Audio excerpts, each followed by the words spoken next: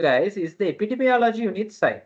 I don't know whether many of you have gone to this site. There in three languages, Sinhala, English, and Tamil, whatever you prefer. But I would advise you to go through it in English because this course is in English, right? Your studies are in English, and this is the common bridging language. So better you go through all of the material, whether it is in your studies or the things related to your studies in English. Otherwise, it's going to be difficult. I know some of you might have done your A levels in Sinhala or Tamil. If that is the case, now you need to adapt to the technical content being in English. Right. So this epidemiology unit site is also very good. It has a lot of information on infections, monada allutheng venne, right? So you can go through their website in general. This is under the Ministry of Health, which has a lot of information. Godakma Pathirena Roga. What are the most common infections? They will focus on them. And they will have a lot of guidelines. Monada karan oni dengue තියනනම් monada karan. Influenza නම් මොනවද කරන්න how to identify මොනවද test එක you can find all of this information. So for example, then dengue හැදෙනවා නම් මොනවද කරන්න ඕනේ කියලා they have an entire guideline. 49 pages you can go through it if you want. Okay? What do they do if a patient has dengue?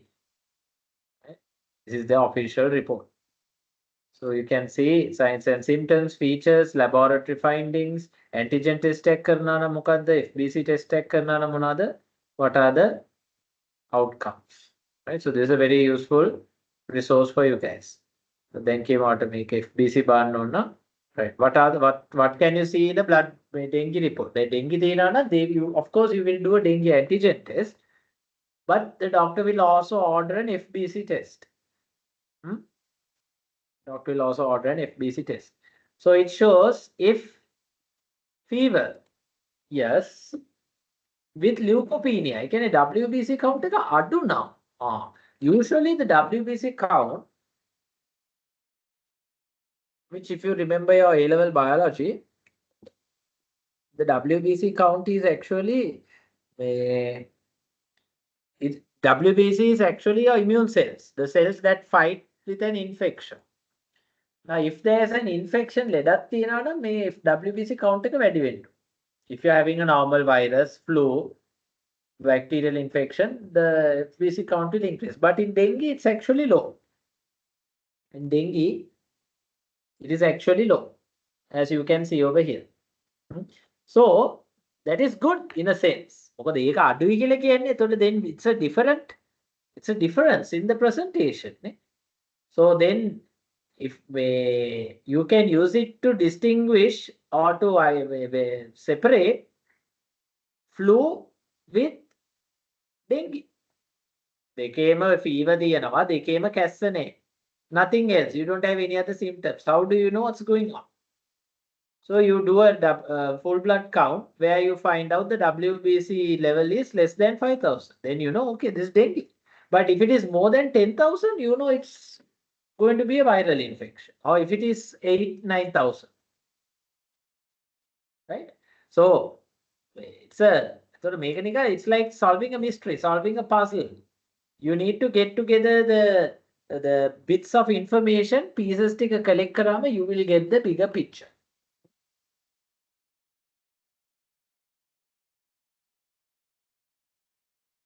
Now the other count is of course very famous. Dengue බලනවා නම් main thing is this thrombocytopenia, which is platelet count. Now the platelet count, but the thing is platelet count won't start to go down at the very beginning. My dad had dengue, not now, about 15 years back. His platelet count went very low. Okay, I mean he was a fit guy. He played rugby, and he was playing rugby at quite a high level for a long time. And he used to have a run in the morning, a walk in the evening, and he was very fit guy. But with this dengue, it's like it affected him a lot, even though he's very fit. Why? Because of the platelet count. The platelet count went down very low. I remember it was around 40,000 at some point. I was very small. I can barely remember it. But I remember the dengue platelet count was very low, and the doctor said, okay, this is becoming serious. But luckily, the platelet count afterwards did not drop any further, and it started to increase. They almost gave blood also, but they didn't need to give blood because he got well on his own.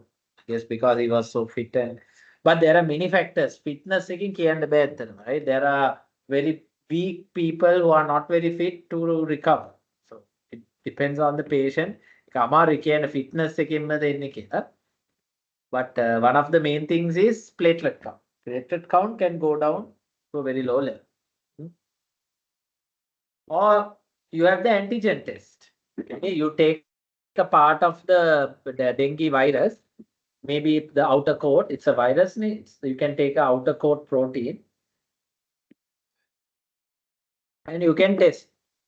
But again, for our problem is some of these proteins you can test it only in the first 3 days. Some are by fifth day. Okay, so it's again you have to do multiple tests to figure it out. Right. So this is the process in Sri Lanka. I will share this report with you guys. It will be a very interesting read. Right. This is the Sri Lankan criteria on how to diagnose dengue. Especially you focus on the laboratory sections. Laboratory you focus on. Right. So I will share this report with you guys. This will be very interesting for you to go through as a case study.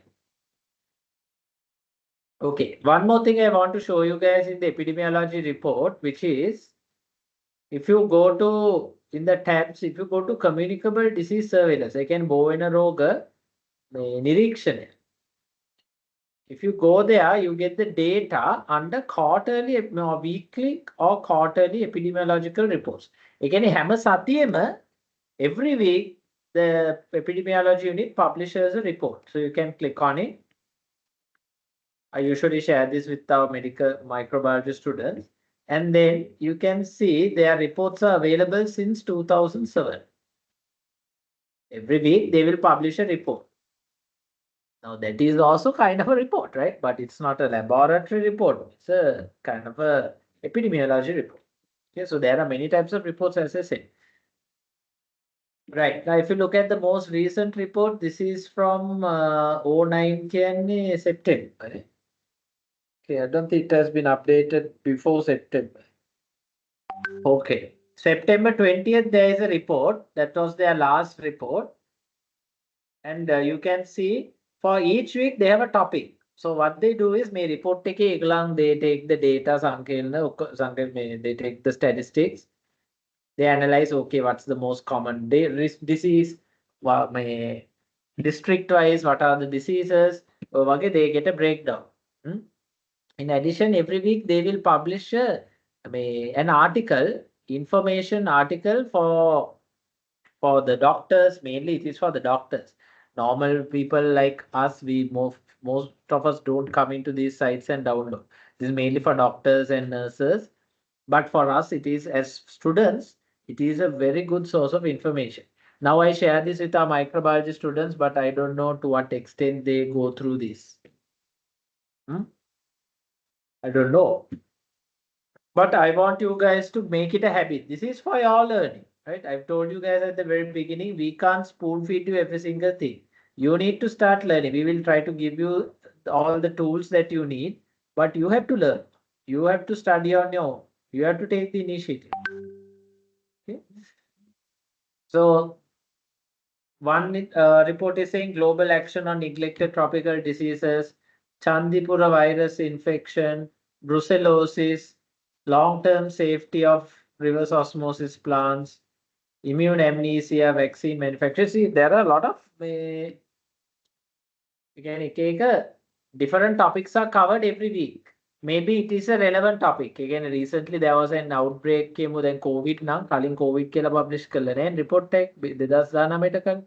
So in 2019, in some of the reports, you might have seen COVID. Because that is something common or popular in the area at that time. Okay. Coming out of the So let's open this just to show you guys a sample of what it looks like.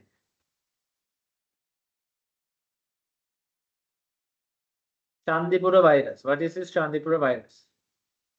So first of all, in the report, if you go up, you can see who is publishing the report, weekly epidemiological report, publication of the epidemiology unit, Ministry of Health. They have the volume numbers and all that, and they have the timeline, when is the date. Then first they have a topic. I told you there's an information article, Chandipura virus infection. So after that, you go down.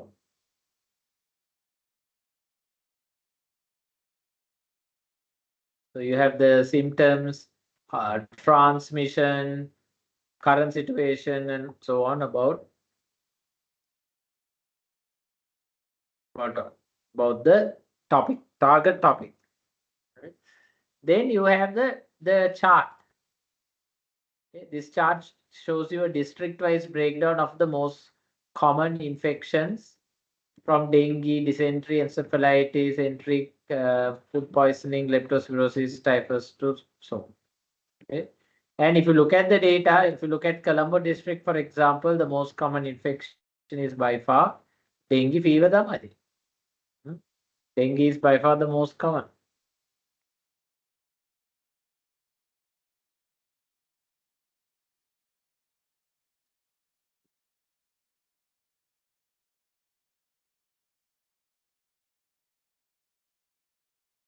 Okay, so and then there's a table on vaccine preventable disease. ඒ කියන්නේ එන්නත් ගහන්න තියෙන ලෙඩ ටිකයි. ඒත් ඒ ලෙඩ වලින් cases එනවාද? Hmm? For example, we have a vaccine against tetanus, but still it is possible for some cases. Yes, Metin? 2024 වලට case පහක් තියෙනවා tetanus. Tetanus vaccine එක තිබ්බා. Okay, so that's the format of a report. I will try to share. I will not try. I will share this with you guys. Okay.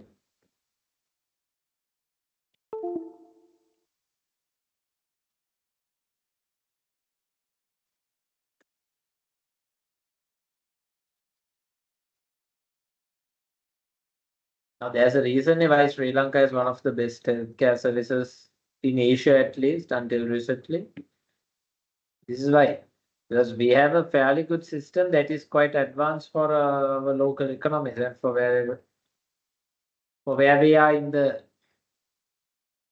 long run. Still at the very beginning.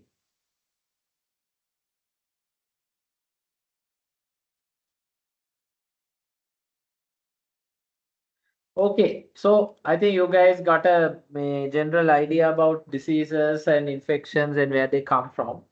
So let's dive into this lab report. මොනවද මේකේ තියෙන කියලා බලමු. So there are different types of lab reports.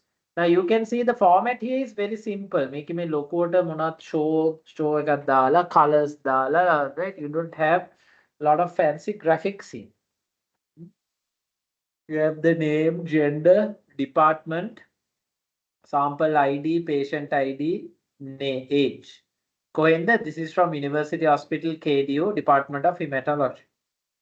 There's a parameter like what are you analyzing? WBC, the neutrophil, the eosinophil. So these are, of course, most are low, but but so you have to look out for the ones that are high, right?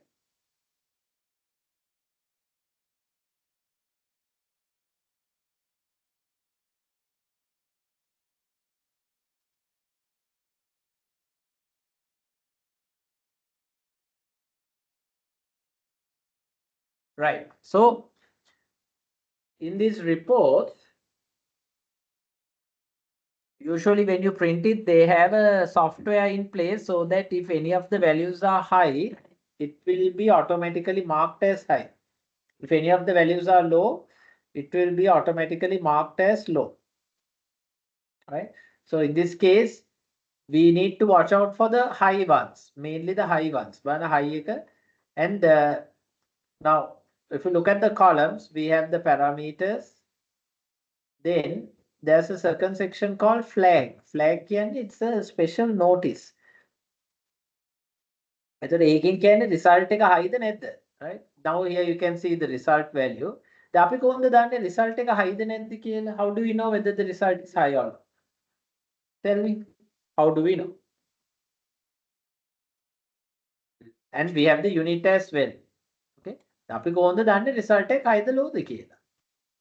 How? Okay, it's like this. How do we know? For example, if I say Mitunika is taller than Anshifa.